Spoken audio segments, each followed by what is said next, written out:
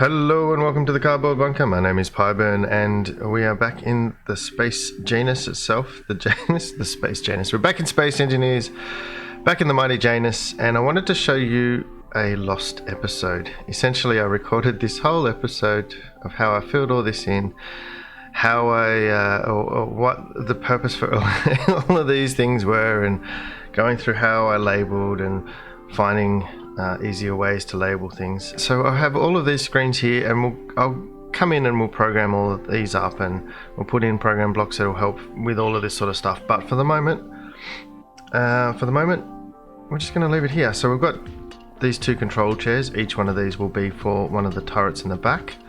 I wanted to have them separately controlled, and I'm hoping to get a AI program working inside them, and that'll be for the very back. We have a lovely display map area, so this is like the 3D one.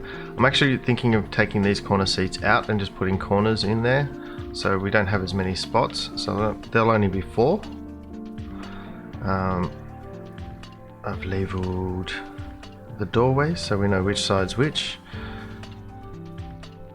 and we're starting to get into directional labeling for the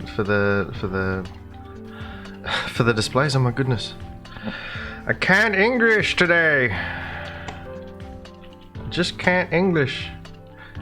Anyway, so we've got the passageway underneath so we can get back and forth easily enough, and then the passage down. Obviously this isn't all airtight yet, only the ready room is. And we'll put some display stuff in here. I don't know, we'll maybe put some cargo containers or something fancy in there. Make sure all that space is nice and pretty. After the hangar, this will be the next big project to start getting into. We need to make sure we're closing all of this space in and giving it a purpose, filling in the roof, all of that sort of stuff.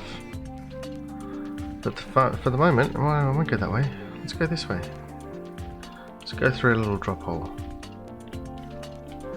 And we're in the hangar bay.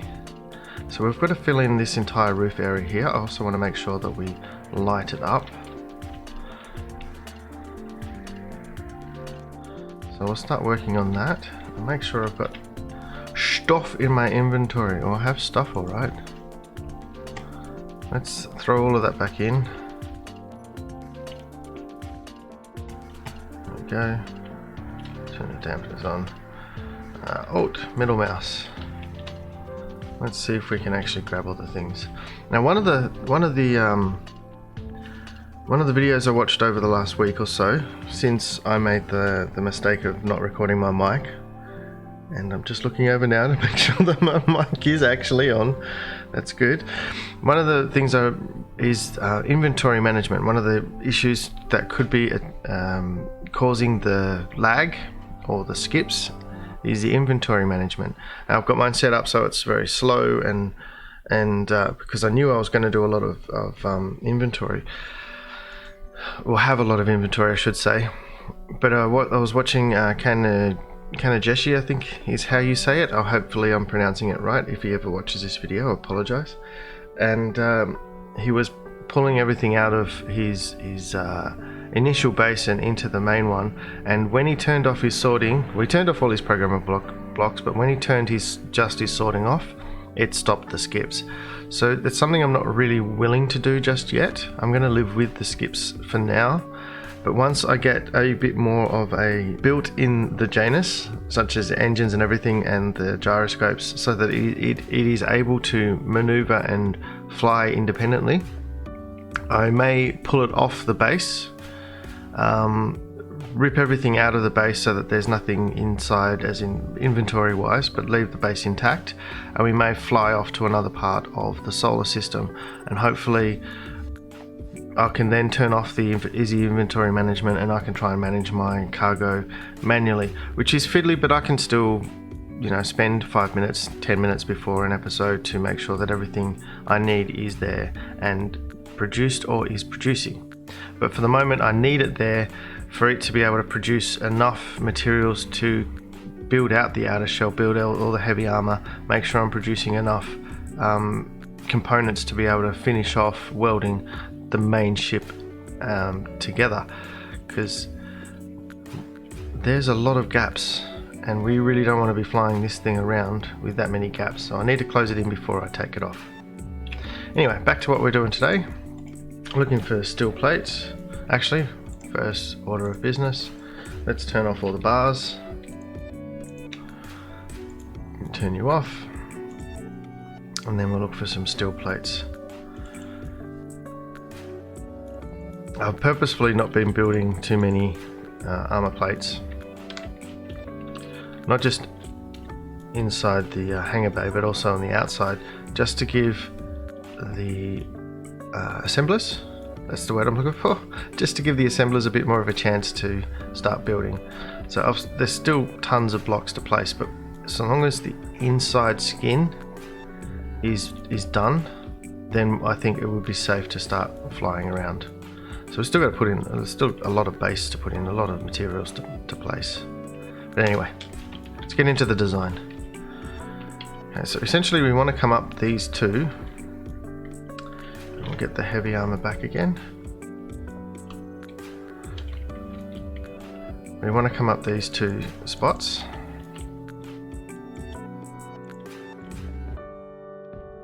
And in at least three. And you can probably hear my phone with a little explosion there. Should put that on mute. Okay, I'm going to bring this out 3 spaces.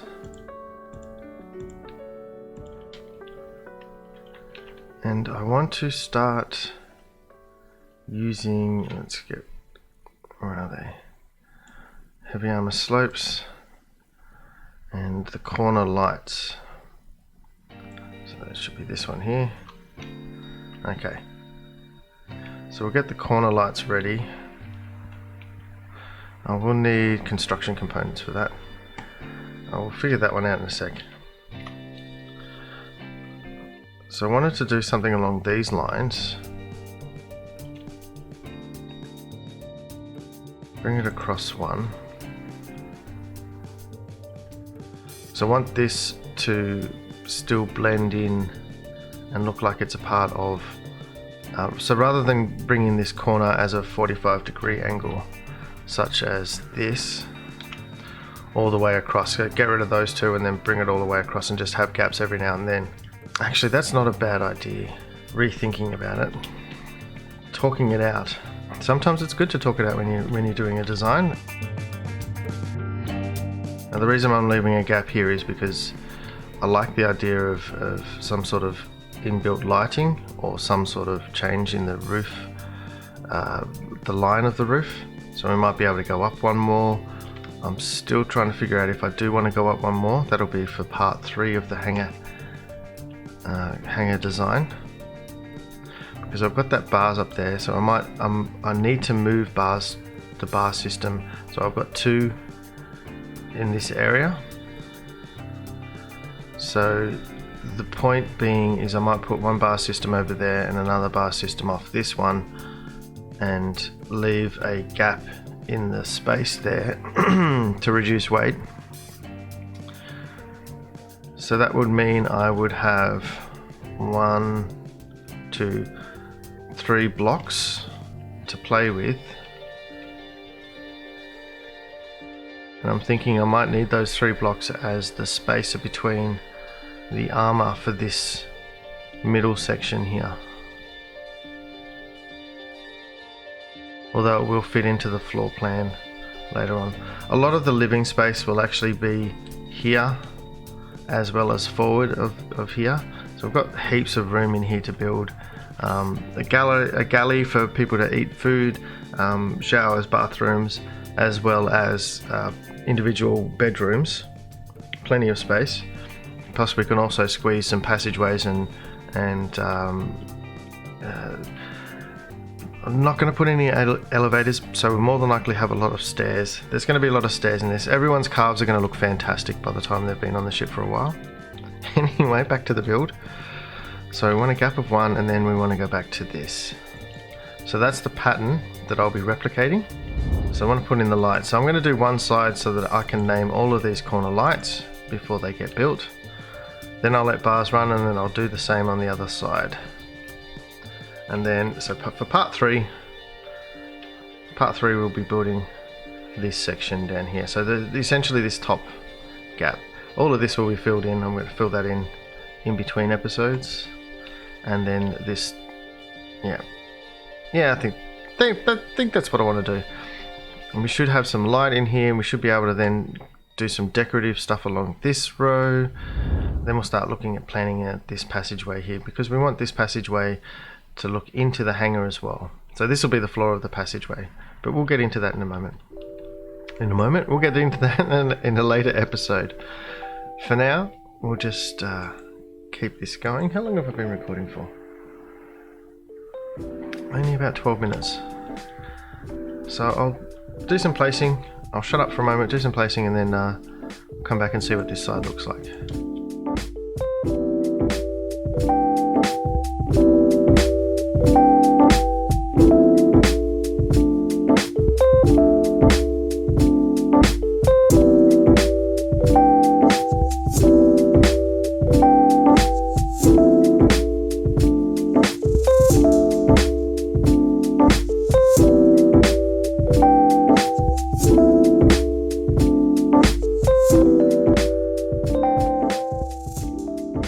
Okay, so when we're coming up to this end here, I think we will leave that as the last of the